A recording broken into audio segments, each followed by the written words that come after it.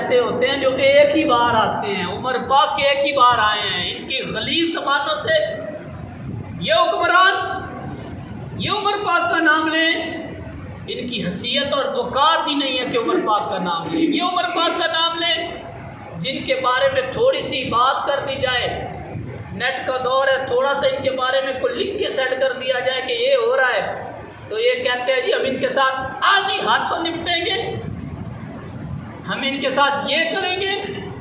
اور جو بھی حکومت آئی، جو حکمران آیا، اس نے اپنی کرسی اور اپنے قلم کے طاقت کے استعمال سے دوسرے کا نقصان کیا۔ یہ تھے تو ان کے ساتھ پہلے کیا ہوا، اور یہ اب اپنے سے پہلے والوں کے ساتھ کیا کر رہے ہیں۔ جو بھی برسر اقتدار آتا ہے وہ اپوزیشن والوں کو پکڑ کے جیلوں میں ڈال دیتا ہے، اپنے مقابلے میں کھڑے ہونے والوں کے خلاف دہشت گردی کے پرچے۔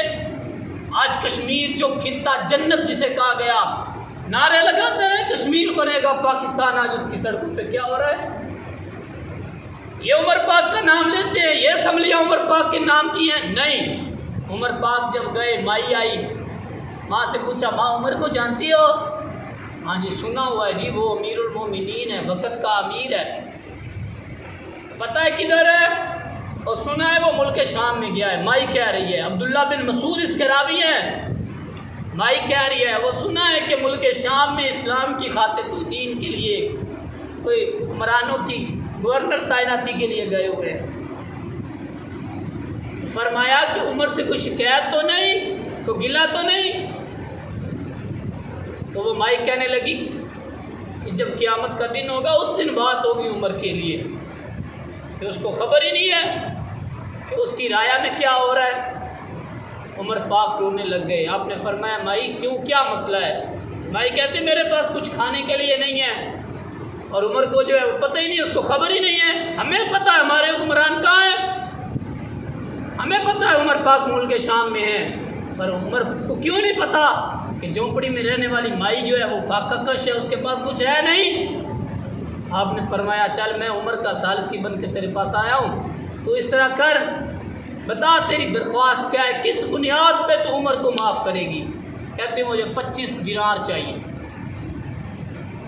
آپ نے فرمایا ٹھیک ہے 25 دینار دیتا ہوں، لیکن کیا تو عمر کو معاف کرے گی؟ مائی آگے سے بولی تو کون ہوتا ہے، جا تو، میں عمر سے بات کروں گی، قیامت کا دن ہوگا۔ تو آپ نے فرمایا وہ بہت بڑی حکمرانی ہے اس کے پاس، بہت بڑا خطہ ہے، کیا پتہ اس کو نہ خبر لگی ہو، چل میں اس کا ثالثی بن کے۔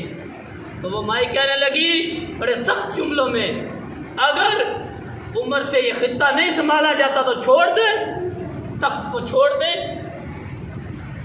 تو اتنی دیر میں مولا کائنات علی المرتضیٰ اور عبداللہ بن مسعود پیچھے سے آ گئے، ڈھونڈتے ڈھونڈتے علی پاک عمر پاک کو، اور کہا یا امیر المومنین آپ یہاں پہ؟ تو مائی نے دیکھا تو مائی کے رنگ اڑ گئے کہ میں وقت کے حکمران، وقت کے بادشاہ، وقت کے امیر المومنین کے سامنے اتنی سخت باتیں، اور اس کا حال کیا ہے کہ وہ بالکل آنسوؤں کے ساتھ لت پت ہو کے سامنے کھڑے ہیں۔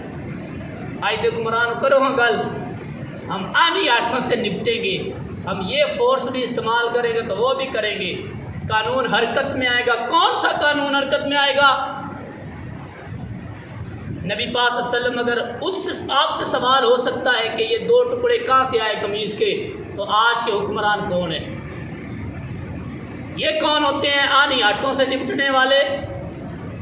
بہرحال عمر پاک کا نام ان کی زبانوں پہ جچتا نہیں ہے، اور عمر پاک ایک ہی تھے، بس آ گئے، اب نہیں۔ جناب عمر پاک، اس عورت نے، وہ بھی رونے لگ گئی، عمر پاک نے چادر پر لکھوا کے مولا کائنات کو ٹکڑا دیا، کہا کہ یہ رکھ لیں، اگر میں آپ سے پہلے دنیا سے چلا جاؤں تو میرے کفن میں یہ ٹکڑا لکھ دینا، رکھ دینا کہ میں نے کسی کا دل نہیں توڑا، میں نے کسی کا حق دبایا نہیں، میرے اوپر جتنی ذمہ داری کا بوجھ تھا اگر مجھے پتہ چلا ہے تو میں نے وہ اپنا حق ادا کیا ہے۔ آج اس وقت کوئی بھوک کے مارے بیچارے مر رہے ہیں، کوئی کس طرح مر رہے ہیں، کوئی کس طرح مر رہے ہیں، اور ان بیٹھے ہوئے عیاشوں کو فکر ہے۔ لوگ سفر کرنے سے اس وقت پریشان ہیں، لوگ اس وقت جو ہے وہ پتہ نہیں، عمر پاک وہ ہیں جو ایک بار آئے ہیں بس، یا ایھا النبی حسبک اللہ، اللہ ہی کافی ہے، اور فرمایا من اتبعک من المؤمنین، اور ایک کامل ایمان والے ہی آپ کے لیے کافی ہے۔ اور اللہ کے نبی نے حضرت عمر کو دعا مانگ کے لیا۔ حضرت عمر آپ نے اپنی زندگی بڑی نفاست کے ساتھ گزاری، تقریباً 40ویں مرد مسلمان آپ ہیں، 39 مسلمان مرد ہو چکے تھے، 40ویں آپ ہیں جن کو رسول کائنات نے غلاف کعبہ پکڑ کے کہا تھا اللہم اعز الاسلام بعمر بن الخطاب، اللہ اسلام کو عزت عطا کر بے عمر بن الخطاب، عمر بن خطاب کے ذریعے۔ تو پھر عمر بن خطاب جب دائرہ اسلام میں آئے تو فرمایا اب قرآن کی تلاوت گھر میں چھپ کے نہیں ہوگی، یہ بھی وقت کم ہے، اب کیسے آپ نے کلمہ پڑھا؟ ورنہ عرض کرتا صبح سے لے کے شام تک بھی عمر پاک کا تذکرہ کرتے رہے تو کم ہے۔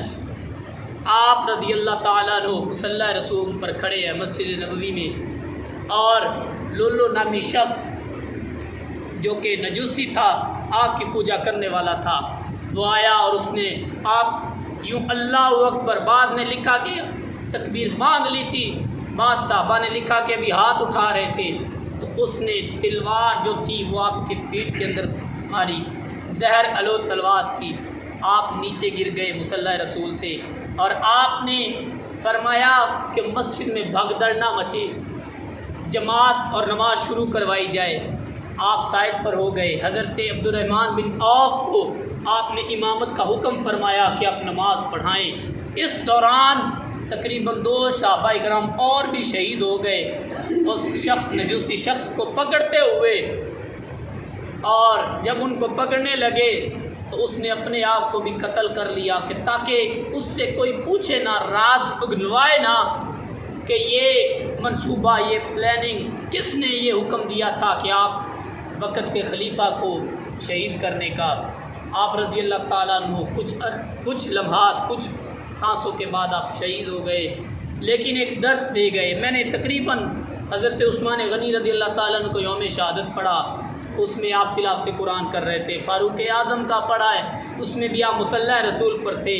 حضرت علی المرتضیٰ آپ مسجد کی طرف مسجد میں داخل ہو گئے تھے، دروازے کے پیچھے کھڑے ہوئے، 2 قذافوں نے آپ پر حملہ کیا۔ حضرت امام حسن پاک آپ کی شہادت بھی یہی ہے کہ آپ مصلی پر تھے۔ حضرت امام حسین پاک تلاوت قرآن کرتے ہوئے دنیا سے گئے۔ دیکھیں جی، سارے صحابہ اکرام کی ہسٹریاں اٹھا کے دیکھ لیں تو آج غور کریں کہ ہمارے لیے یہ کتنی اہمیت کا حامل ہے کہ ہمیں نماز با جماعت کی جو ہے وہ اہمیت کو سمجھنا چاہیے، تلاوت قرآن کی اہمیت کو سمجھنا چاہیے۔ یکم محرم الحرام عرف عام میں حضرت فاروق اعظم رضی اللہ تعالیٰ عنہ آپ کا یوم شہادت ہے۔ 2 قول الگ الگ ہیں، لیکن جامع قول یکم محرم الحرام آپ کا یوم شہادت ہے۔ سیرت عمر فاروق اعظم رضی اللہ تعالیٰ عنہ اپنے بچوں کو پڑھاؤ۔ آپ کی پوری دنیا اسلام کے اندر کوئی ایسا حکمران نہیں گزرا ہوگا کہ جو 36,000 مربع کلومیٹر کا بادشاہ ہو، 36,000 مربع کلومیٹر کا بادشاہ گھر سے عید کی نماز کا خطبہ دینے کے لیے نکلنے لگے تو جوتا گھر میں نہ ہو۔ ہاں جی، تو آپ نے اپنے گھر والے سے پوچھا تو گھر والے نے کہا پہلے والا جوتا اس کو 10 بار 10 جگہ سے ٹانکے لگا کے سلائی کر کے دیا ہے، اب وہ پہن کے جانے کے قابل نہیں ہے۔ لیکن آپ نے کہا چلے، یہ آپ کے اسلامی تاریخ کا واحد حکمران ہے جو 36,000 مربع کلومیٹر کا مالک ہے، اور حالت یہ ہے کہ پورے 36,000 کے 36,000 مربع کلومیٹر میں زکوٰۃ لینے والا کوئی نہیں۔ زکوٰۃ ہر طرف سے واپس آ گئی۔ آج اس وقت ہر گلی میں دیکھیں تو زکوٰۃ کے مستحقین بیٹھے ہیں۔ کیوں؟ پتہ چلا کہ عمر ایک ہی تھا، بس اب عمر نہیں آ سکتا۔ تو پہچانے اپنے اسلاف کی تاریخ کو، پہچانے۔ اللہ تعالیٰ عمل کی توفیق نصیب فرمائے۔